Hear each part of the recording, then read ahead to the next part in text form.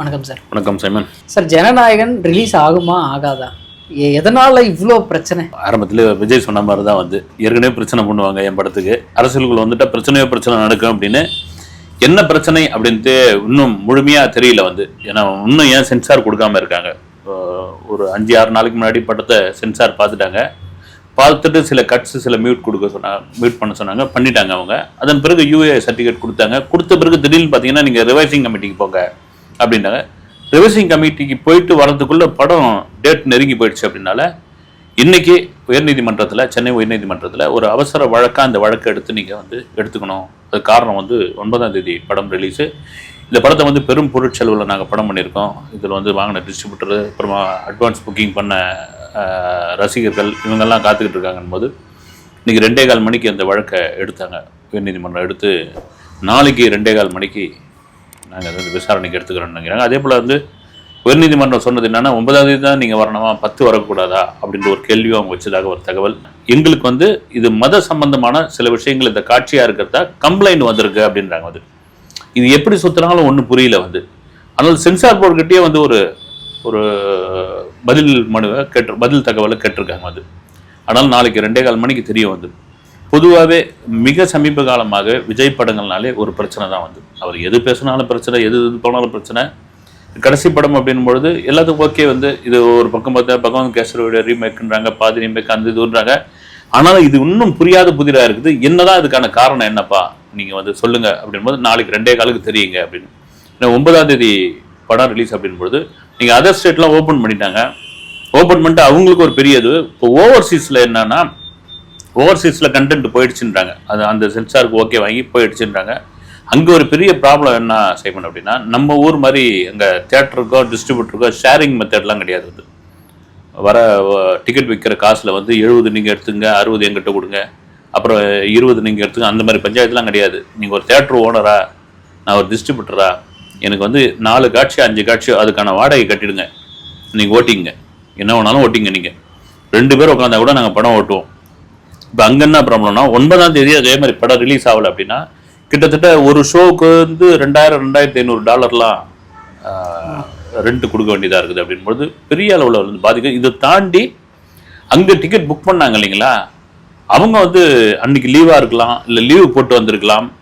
சில நாட்டோடைய சட்டத்திட்டங்கள்லாம் என்னன்னா, உங்களுக்கு அந்த குறித்த நேரத்தில் நீங்கள் படத்தை போட்டலன்னா அவங்க மேலே வழக்கம் தொடரலாம். இந்த மாதிரி பயங்கரமான இடியாப்ப சிக்கல்ல அவங்க மாட்டிக்கிட்டு இருக்காங்க. அங்கே என்ன ஏன்னா அங்கே ஏறக்குறைய இப்போ நம்ம நண்பர் இங்கிலாந்துலாம் லண்டனில் ஓகே ஆயிடுச்சுங்க, ஷோ சொன்னபடியே ஆரம்பிச்சிடணும். எனக்கு தெரிஞ்சு கூட கொடுத்துருவாங்க. உங்கள் மெர்சல் பட சமயத்தில் 18ஆம் தேதி படம் ரிலீஸு, 17ஆம் தேதி வரைக்கும் 16 நைட்டு வரைக்கும் பஞ்சாயத்து ஓடிந்து 17 சென்சார் கொடுத்துட்டாங்க. அவன் அன்னைக்கு தான் அவசரமாக ஓப்பன் பண்ணாங்க. அது மாதிரி தொடர்ச்சியாக வர சிக்கல்கள் தான். ஆனால் கண்டிப்பாக படம் ரிலீஸ் ஆகிடும் எனக்கு தெரிஞ்சு. சார், சப்போஸ் 9ஆம் தேதி ரிலீஸ் ஆகாமல் 10ஆம் தேதி ரிலீஸ் ஆச்சுன்னா அதர் கண்ட்ரீஸில் கண்டிப்பாக ரிலீஸ் பண்ணிவிடுவாங்க. அது படத்துக்கு ஏதாவது பிரச்சனை ஆகும்? நிச்சயமாக படத்துக்கு பிரச்சனை. அவங்களுக்கு கண்டென்ட் என்னன்னு தெரிஞ்சு போயிடும். கண்டென்ட் மீன் என்னன்னு கதைன்னு தெரிஞ்சு போயிடும். இப்போ தான் சோஷியல் மீடியா இருக்குது இல்லைங்களா, அக்கு வேறு ஆணி வேறு பிரித்து சீன் பை சீன் எழுதிடுவானுங்க, பேசிடுவானுங்க. அது தவிர பார்த்தீங்கன்னா அடுத்த நாள் பராசக்தி படம், அவங்களுக்குன்னு சில மெயின் ஸ்க்ரீன்ஸ்லாம் ஒதுக்கியிருப்பாங்க, இவங்களுக்கு வேணும்னுவாங்க. தியேட்டர் பஞ்சாயத்து நடக்கும். இது பெரிய குளறுபடியான ஒரு விஷயமா மாறும். இது குறிப்பாக தியேட்டர்காரர்களுக்கும் டிஸ்ட்ரிபியூட்டர்களுக்கும் ப்ரொடியூசருக்கே ஒரு பெரிய பின்னடைவு. இதை எப்படி சமாளிக்க போகிறாங்கன்னு தெரியல. மேபி அப்படி ஆகாதுன்னு என்னுடைய கணிப்பு. சார், பராசக்திக்கு சென்சார் போர்டு சர்டிஃபிகேட் கொடுத்து அவங்க புக்கிங்ஸ் எல்லாமே ஓப்பன் பண்ணிட்டாங்க. ஆனால் ஒரு சில தியேட்டர்களில் இன்னும் ஓப்பன் பண்ணாமல் தான் வச்சுருக்காங்க. பட் ஸ்டில் பராசக்திக்கு கொடுத்துட்டாங்க, ஆனால் ஜனநாயகத்துக்கு கொடுக்காம வச்சுருக்காங்க. பராசக்தியில் ஏகப்பட்ட அரசியல் டைலாக்ஸ் இருக்குது. அப்படி இருக்க படக்கையே கொடுத்துட்டாங்க, ஆனால் இதுக்கு கொடுக்காம இருக்கிறதுக்கு பின்னாடி நிறைய ரீசன்ஸ் இருக்குது அப்படின்லாம் சொல்லிட்டு இருக்காங்க. அதை எப்படி சார் போட்டிருக்காங்க சோஷியல் மீடியாவில்? பராசக்திக்கு ஒரு நீதி, ஜனநாயகனுக்கு ஒரு நீதியா அப்படின்லாம் கேட்டிருக்காங்க. பராசக்தி கூட கிட்டத்தட்ட ஒரு 52 கட்டு கொடுத்துருக்கிறதா ஒரு தகவல். அந்த கட் லிஸ்ட் போட்டாங்களா என்னன்னு தெரியல. 52 கட்டு கொடுத்துருக்காங்க. ஓகேன்னு சொல்லி யூஏஆர் சர்டிஃபிகேட்டு 2 மணி நேரம் 35 நிமிஷம் ஓடுது இந்த படம். அது வேற ஒரு ஜானர் சொல்கிற படம் ஜனநாயகனுக்கு அப்படி என்னப்பா, எந்த இடத்துல இருந்து இந்த அழுத்தம் வருது, எங்கிருந்து இவங்களுக்கான ப்ரெஷர் வருது? நீங்கள் சென்சார் போர்டு அப்படின்னா அது மத்திய அரசு தான். மத்திய அரசுக்கு எதிராக படத்தில் ஏதாவது கண்டென்ட் இருக்கா? அவங்க வேற விதமாக ஏதாவது அழுத்தம் கொடுக்குறாங்களா? ஏன்னா மெர்சலுக்கு அந்த பஞ்சாயத்து வந்தது, ஜிஎஸ்டி வசனம் பேசுறது, அப்புறம் டிஜிட்டல் இந்தியா பற்றி எல்லாம் விஜய் பேசுறதுக்கு வந்து அப்பயே பாஜக தலைவர்கள்லாம் கடுமையாக விமர்சனம்லாம் பண்ணாங்க. வந்து நடிகர்லாம் நீங்கள் ஒழுங்காக வந்து வரி கட்டுறீங்களா, நீங்கள் ஒயிட்டில் சம்பளம் வாங்குறீங்களா அப்படிலாம் வந்து கேள்வியெல்லாம் வச்சாங்க. வந்து அந்த மாதிரி ஜனநாயகத்தில் என்ன இருக்குன்னு தெரியல. மேபி நம்ம ட்ரெய்லரை பார்த்த வரைக்கும் அப்படி ஒன்றும் இல்லை. ஒரு கமர்ஷியல் படம் தான். அவருடைய விஜயோடைய தமிழக அரசியல் களத்துக்கு 2026 வரப்போறதுக்கான சில வசனங்கள் வந்து அதில் இருக்குது. அப்படிதான் இருக்குது கண்டி. இது எங்கிருந்து இந்த அழுத்தம்? உண்மையிலேயே அதுக்கு வந்து ஒரு மத சம்பந்தமான விஷயங்கள் ஏதாவது அதில் சொல்லியிருக்காங்களா, அது சம்பந்தமா ஏதாவது கம்ப்ளைண்ட் வந்திருக்கா அப்படின்னு நாளைக்கு 2 மணிக்கு 2:15 மணிக்கு தெரிஞ்சிடும். சார், இது ஜனநாயகன் படத்திற்கு விஜய் அவர்களே டைலாக்ஸ் எழுதியிருக்காரு அப்படின்னு சொல்லிலாம் நியூஸ் வந்துகிட்டு இருக்கு.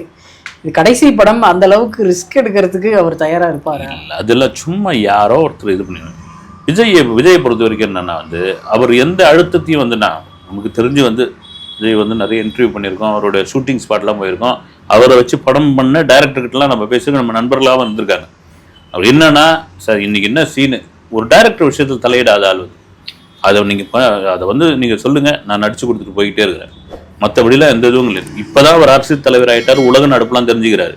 அப்போலாம் ஒரு பேப்பர் கூட படிக்க மாட்டாருங்க. வந்து எனக்கு தெரிஞ்சு சொல்லுவாங்க வந்து அது இப்போ இது காரணம் இல்லைன்னா இன்னைக்கு எடுக்க போகிற என்ன சீன் அதுக்குள்ளே இருக்கிற ஒரு தாட் தான். நிறைய விஜய் கூட நடிச்சவங்களாம் சொல்லியிருக்காங்க பாருங்க. அப்படியே படம் பிடிச்சுன்னு எங்கேயோ உட்காந்துட்டு இருப்பாரு, ஆனால் வந்து கேமரா முன்னாடி உட்காந்து என்னன்னு தான் ஃபயர் ஆகிறாருன்னு தெரியல, அப்படி சிங்கிள் டேக்கில் வந்து அது ஓகே பண்ணிட்டு போய் உட்காந்துப்பாரு. அது என்னன்னா ஒரு கவனம் வந்து ஒரே இதில் பிடிச்சிருக்கிறதால இதில் வசனம் எழுதுதான் யார் கலப்பி விட்டதுன்னு தெரியல. மேபி அதுக்கான வாய்ப்பு இல்லை, ஏதாவது கரெக்ஷன் பண்ணியிருக்கலாம். அது எல்லா ஹீரோக்களும் பண்ணுறது தான்.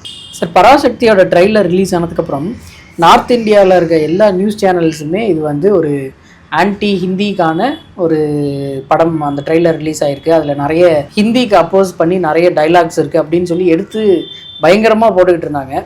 அந்த விஷயம் வந்து பராசக்தி படத்துக்கு ஒரு பெரிய ப்ரமோஷனாக அமைஞ்சிருக்கு அப்படின்னு சொல்லி எடுத்துக்கலாம். கண்டிப்பாக ப்ரொமோஷனாக அமைஞ்சிருக்கு. உண்மையில் நார்த்தில் பார்க்கலாம் என்னதான் சொல்லியிருக்குதுன்னு போங்க.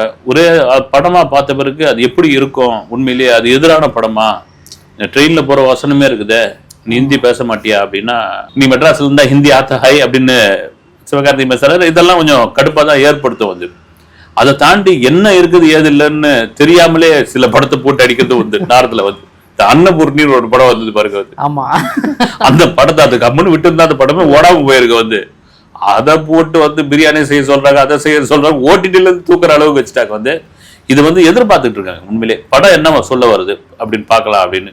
ஏன்னா தொடர்ச்சியா ஒரு விமர்சனம் இருக்குது. பார்வதி மேனன் வந்து என்னை வந்து இனிமேல் பார்வதின்னு கூப்பிடுங்க, மேனன்னு கூப்பிடாதீங்க, வந்து நடி கொஞ்சம் அந்த பொண்ணு ஒரு முற்பக்கான, அது மாதிரி ஒரு நண்பர் சுதான் கூப்பிடுங்க அப்படின்னா, சுதா அவர்கள் அப்படின்ட்டு. இப்போ இவங்க தெலுங்கு, அப்புறம் அதில் நடிச்சவங்களுக்கு தெலுங்கு அப்படி அப்படின்ற மாதிரி விமர்சனம் வரும்போது, சரி ஒரு இந்திக்கு எதிரான ஒரு படத்தை எடுத்துருக்காங்கன்னா உள்ள ஆர்டிஸ்ட்லாம் வேற்றுமொழிக்காரங்க அப்படின் போது இதை வெயிட் பண்ணி பார்ப்போம், படமா வரும்போது என்ன நடக்குதுன்னு பார்ப்பதுக்காக வெயிட் பண்ணாங்க. ஆனால் நீங்க சொல்ற மாதிரி நார்த்தில் எல்லா ஊடகங்களும் இதை பத்தி ஒரு பெரிய இதை கொண்டு வந்து சேர்த்துருக்காங்க. இப்போ இருக்க ஜென்சி கிட்ஸ்க்கு இல்லை எல்லாருக்குமே யூடியூப்ல எவ்வளோ வியூஸ் போகுது அப்படின்றத வச்சு தான் அவர்களுடைய தலைவன் வந்து பெரிய ஆள் அப்படின்னு சொல்லி காமிக்கிற ஒரு மனப்போக்கு இருக்கு. இந்த தடவை வந்து ஜனநாயகன் ட்ரெய்லரை தாண்டி பராசக்தியோட ட்ரெய்லர் வந்து நிறைய வியூஸ் போயிருக்கு. அதுக்கு நிறைய பேர் வந்து நிறைய விமர்சனங்களை வந்து வைக்கிறாங்க. நம்ம எப்படி சார் அதை பார்க்கறது? நீங்க எப்படி பார்க்குறீங்க? அதை நான் வந்து ஸ்பான்சர்ஷிப் மூலியமா தான் அந்த வியூஸ் வந்திருக்கு அப்படின்னு நான் பார்க்குறேன். ஏன்னா நம்ம யூடியூப்லேயே இருக்கோம், 3-4 வருஷம் ஆச்சு யூடியூப் வந்து. நமக்கு தெரியும் எப்படி ஒருத்தரோட வீடியோ வந்து எவ்வளோ போகும் அப்படின்னு. ஆனால் இந்த நார்த் சைட்ல இருந்து பாக்குறதால இது அதிகமாயிடுச்சு அப்படின்னு சொல்றாங்க. ஆர்கானிக்கான வியூஸ் இல்லன்றீங்க? ஆர்கானிக்கான வியூஸ் இருக்காதுன்னு தான் இருக்காது. ஓகே ஓகே ஓகே, எனக்கு அதை பத்தி முழுசா தெரியல. மேபி வந்து ஆனா போட்ட செகண்டுக்குள்ள ஓடுது. நான் எப்படி நினைக்கிறேன் அப்படின்னா, தொடர்ச்சியா பராசக்தி சிவகார்த்திகேயன் எதிரா உண்மையிலே விஜய் ரசிகர் பேசவே இல்லைங்க. இது வந்து கொடுக்க இந்த ட்ரெய்லர்ல என்னதான் இருக்குதுன்னு போய் பார்ப்போம். அப்ப இந்த ஃபேன்ஸ் வந்து நம்ம போய் பார்த்துருவோம். எல்லாரும் நாம கூட அப்படிதான் வெயிட் பண்ணிட்டு இருந்தோம். பராசக்தி என்னதான் பண்ணுது வந்து உண்மையிலே ஜனநாயகனுக்கு போட்டி படமா, இல்ல ஜனநாயகனுக்கு எதிராக கருத்து சொல்ற படமா, இது உண்மையே ஜனநாயகம் கூட போட்டி போடுறதுக்கு தகுதியான படமா, உண்மையிலே சிவகார்த்திகேயன் துப்பாக்கி எடுத்து வந்து விஜயோட முதுகுல வச்சுட்டாரா, இதெல்லாம் தெரிஞ்சுக்கலாம் அப்படின்றதுக்காக வந்து அதனால கூட அந்த வியூஸ் ஏறி இருக்கலாம். நீங்க சொல்ற மாதிரி நார்த்ல இதுக்கு ஒரு பெரிய இதுவான என்னப்பா, நம்ம ஊரை வந்து ஏற்கனவே வந்து வடக்கன் சொல்லிட்டு இருக்காங்க, அப்புறம் இந்திக்காரங்க மேல ஒரு இதுவா இருக்காங்க. இதனால நம்மள வந்து என்ன சொல்லியிருக்காங்க, இந்த சவுத்துல இந்த மதராசிகள் என்ன பேசியிருக்காங்க, இந்த மதராசிகள் என்ன படம் எடுத்திருக்காங்கன்னு அவங்க ஒரு ஆர்வத்துல இந்த ட்ரெய்லரை பார்த்துருக்கலாம். அல்லது நீங்கள் சொல்வது போல் டெக்னிக்கலாக இதை வந்து ஆர்கானிக்காக இல்லாமல் வேற வந்து பூஸ்ட் பண்ணி இதை ஏற்றிருக்கலாம்ன்ற மாதிரியான விமர்சனங்கள் போயிட்டு இருக்குது.